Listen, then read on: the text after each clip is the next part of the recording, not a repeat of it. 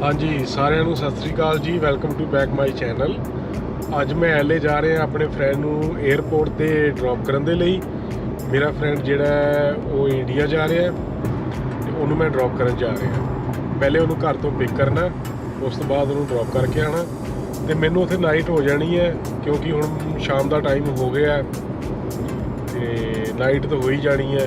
ਤੇ ਮੈਂ ਸੋਚ ਰਿਹਾ ਕਿ ਉੱਥੇ ਹਾਲੀਵੁੱਡ ਸਟਰੀਟ ਦੀ ਇੱਕ ਵੀਡੀਓ ਬਣਾ ਕੇ ਤੇ ਤੁਹਾਨੂੰ ਸਾਰਿਆਂ ਨੂੰ ਵਿਖਾਊਂਗਾ ਤੇ ਤੁਹਾਡੇ ਨਾਲ ਸ਼ੇਅਰ ਕਰੂੰਗਾ। ਤੇ ਹੁਣ ਮੈਂ ਜਾ ਰਿਹਾ, ਮੈਨੂੰ ਇੱਥੋਂ 1.5-2 ਘੰਟੇ ਲੱਗ ਜਾਣੇ ਆ ਤੇ ਉੱਥੇ ਜਾ ਕੇ ਫਿਰ ਮੈਂ ਵੀਡੀਓ ਬਣਾ ਕੇ ਤੇ ਤੁਹਾਨੂੰ ਸਾਰਿਆਂ ਨੂੰ ਵੀ ਵਿਖਾਊਂਗਾ। ਪਹੁੰਚ ਗਿਆ ਮੈਂ ਹੁਣ ਇੱਥੇ LA ਤੇ ਕਾਰ ਪਾਰਕਿੰਗ 'ਚ ਲਗਾ ਦਿੱਤੀ ਹੈ। ਇੱਥੇ ਬਿਲਕੁਲ ਸੇਫ ਹੈ, ਕੋਈ ਟੈਨਸ਼ਨ ਨਹੀਂ, ਨੋ ਪ੍ਰੋਬਲਮ। ਤੇ $20 ਲਏ ਉਹਨੇ ਮਿਡਨਾਈਟ ਤੱਕ। ਹੁਣ ਟਾਈਮ ਹੋਇਆ ਸ਼ਾਮ ਦੇ 6 ਵਜੇ ਹੈ। ਮਿਡਨਾਈਟ ਯਾਨੀ 12 ਵਜੇ ਤੱਕ $20 ਤੇ ਕੋਈ ਇੱਥੇ ਰਿਸਕ ਨਹੀਂ ਹੈ, ਬਿਲਕੁਲ ਸੇਫ ਲਗਾ ਦਿੱਤੀ ਹੈ ਕਿਉਂਕਿ ਬਾਹਰ ਕਿਤੇ ਵੀ ਆਪਾਂ ਗੱਡੀ ਨਹੀਂ ਲਗਾ ਸਕਦੇ, ਬਿਲਕੁਲ ਸੇਫ ਨਹੀਂ ਹੈ। ਤੇ ਇੱਥੇ ਬਹੁਤ ਸੇਫ ਹੈ, ਬਿਲਕੁਲ ਨੋ ਪ੍ਰੋਬਲਮ। ਹੁਣ ਜਿੱਥੇ ਮਰਜ਼ੀ ਘੁੰਮੋ ਬਾਈ ਵਾਕ, ਨੋ ਪ੍ਰੋਬਲਮ। ਤੇ ਸਾਰਾ ਬਾਈ ਵਾਕ ਹੀ ਵੇਖਣ ਵਾਲਾ ਜਿੰਨਾ ਵੀ ਹੈਗਾ। ਤੇ ਚਲੋ ਚੱਲਦੇ ਹਾਂ ਫਿਰ ਆਪਾਂ।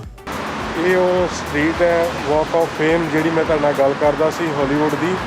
ਤੇ ਇਹ ਸਾਰੀ ਸਟਰੀਟ ਦੇ ਉੱਤੇ ਹਾਲੀਵੁੱਡ ਸਟਾਰ ਜਿੰਨੇ ਵੀ ਹੈਗੇ ਉਹਨਾਂ ਦੇ ਨਾਮ ਲਿਖੇ ਹੋਏ ਨੇ। ਬਹੁਤ ਸਾਰੇ ਨਾਮ ਨੇ ਜਿਨ੍ਹਾਂ ਦਾ ਆਪਾਂ ਨੂੰ ਕਈਆਂ ਦਾ ਪਤਾ ਹੀ ਨਹੀਂ ਹੈਗਾ।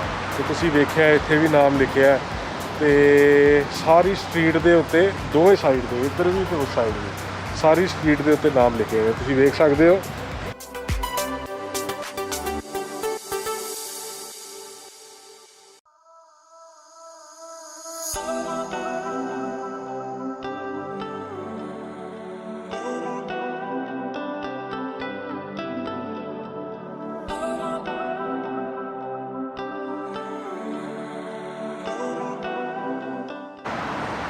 ਇੱਥੇ ਬਹੁਤ ਰਸ਼ ਹੁੰਦਾ ਹੈ। ਮੈਂ 2 ਸਾਲ ਪਹਿਲਾਂ ਇੱਥੇ ਆਇਆ ਸੀ ਤੇ ਤਾਂ ਕਰਕੇ ਮੈਨੂੰ ਇਹਦੇ ਬਾਰੇ ਪਤਾ ਵੀ ਹੈ। ਤੇ ਇੱਥੇ ਇੰਨਾ ਜ਼ਿਆਦਾ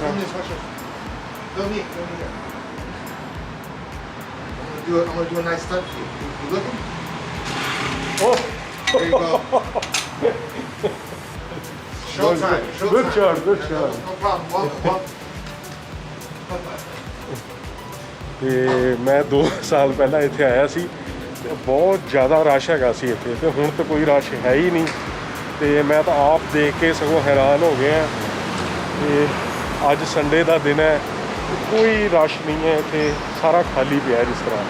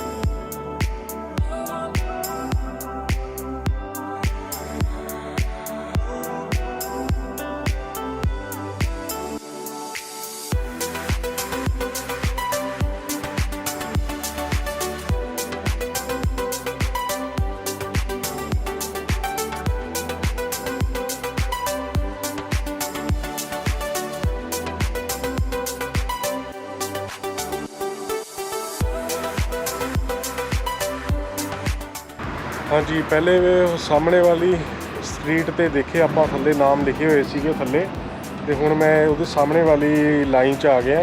तो इस लाइन दे विच भी स्ट्रीट के उत्ते बहुत सारे नाम लिखे हैं, यानी दोनों साइड दे उधर भी तो इधर भी सारे पूरी स्ट्रीट के उपर नाम लिखे हुए हैं।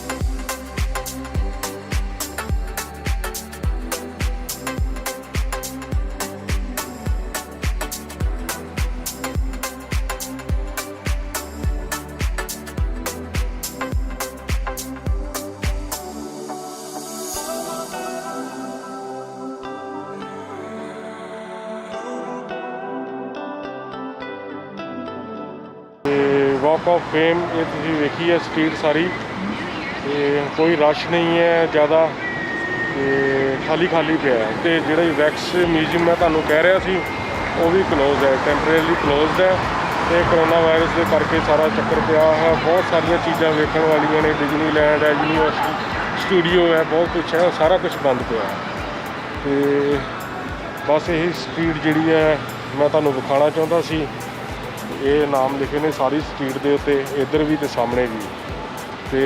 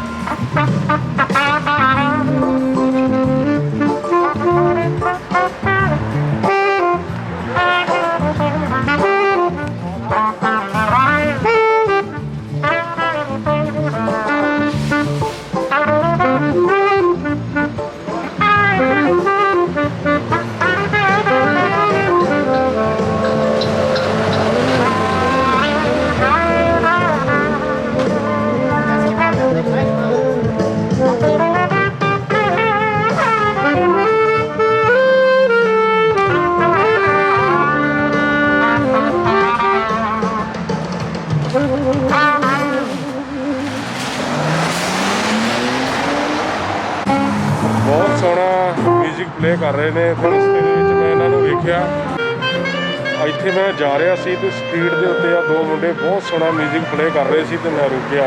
तो इन्हों की वीडियो मैं थोड़ी जी बनाई है, तो वो भी नाल मैं अपलोड कराँगा। तो तुसीं प्लीज़ सुन के तो ये दसना भी किदां दा म्यूजिक है इन्हों का जिहड़ा प्ले कर रहे हैं। कमेंट करना प्लीज़, वीडियो नूं लाइक ते शेयर कर दिओ, ते चैनल की सपोर्ट के लिए चैनल नूं सबसक्राइब कर दिओ। ਤੁਹਾਨੂੰ ਪਤਾ ਹੀ ਹੈ ਕਿ ਇੱਥੋਂ ਦੇ ਬਾਰੇ ਜਿਵੇਂ ਕੋਈ ਅਟਰੈਕਟਿਵ ਪਲੇਸ ਹੋਵੇ ਜਾਂ ਇਨਫੋਰਮੇਟਿਵ ਕੋਈ ਚੀਜ਼ ਹੋਵੇ ਉਹਦੇ ਬਾਰੇ ਮੈਂ ਵੀਡੀਓ ਬਣਾਉਣਾ। ਤੇ ਪਲੀਜ਼ ਵੀਡੀਓ ਨੂੰ ਲਾਈਕ ਤੇ ਸ਼ੇਅਰ ਕਰ ਦਿਓ ਤੇ ਆਪਾਂ ਹੁਣ ਮਿਲਾਂਗੇ ਨੈਕਸਟ ਵੀਡੀਓ ਦੇ ਵਿੱਚ। ਉਦੋਂ ਤੱਕ please take care, please be safe, take care, good bye.